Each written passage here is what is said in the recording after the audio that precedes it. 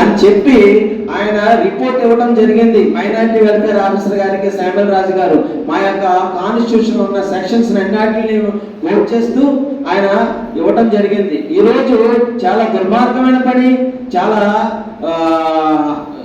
నిరారాధనతో కూడిన పని పోలీసులు చేపట్టారు.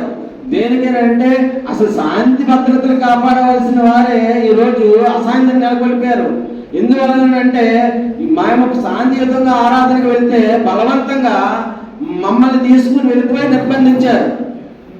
ఎంఆర్ఓ గారు ఆర్డర్స్ ఉన్నాయి అని చెప్పి, ఎంఆర్ఓ గారు ఆర్డర్స్ చూపించమంటే మీకు ఎందుకు చూపిస్తాము అని చెప్పి మా సభ్యులు నంబూరి రవీంద్ర అనే అతన్ని మేము మీ మీద కేసులు పెడతాము, మీకెందుకు చూపించాలి అని చెప్పి బెదిరించడం కూడా జరిగింది.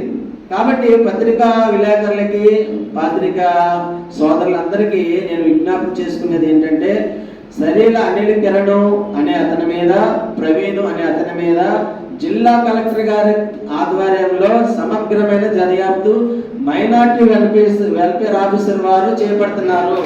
అది మాకు న్యాయం చేకూరుస్తుంది అనే భయంతో వీళ్ళందరూ కూడా దొంగదారులు, దొడ్డుదారులలో కొంతమందిని ఏర్పాటు చేసుకొని మాకు కలిగిన హక్కుల్ని, సంఘంలో మేము సుమారు 40 సంవత్సరాల నుంచి అదే సంఘానికి చెందిన వారమే, కొంతమంది 65 సంవత్సరాలుగా మీరు చెందిన వారు ఉన్నారు, ఇక్కడే ఉన్నారు. కాబట్టి వీళ్ళందరినీ కూడా ఉద్దేశపూర్వకంగా సంఘ సభ్యులు కాదు అని చెప్పి భయభ్రాంతులకు గురి చేయడానికి ప్రయత్నం చేస్తున్నారు పోలీసుల వాళ్ళ ద్వారా.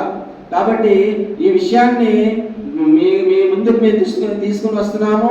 కలెక్టర్ వారి దృష్టికి ఈ విషయాన్ని మీరు తీసుకుని వెళ్ళి సమస్యని సానుకూలంగా స్పందించే విధంగా చేయాలని నా యొక్క విజ్ఞప్తి. మా సభ్యులు టీపీ మని 3 నెలలు కనీసం ఒకసారన్నా ప్రభుత్వ సంస్కారాన్ని ఇస్తాం. మేము ప్రతి నెల మొదటి ఆదివారం సంస్కారం ఇస్తాం. అది 3 నెలలకు ఒకసారి తీసుకోవాలి.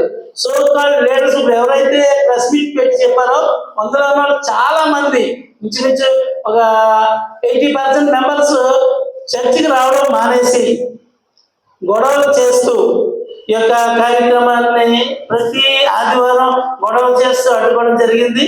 మరి డిఎస్పీ గారు కానీ, సిఐ గారు కానీ, ఎంఆర్ఓ గారు కానీ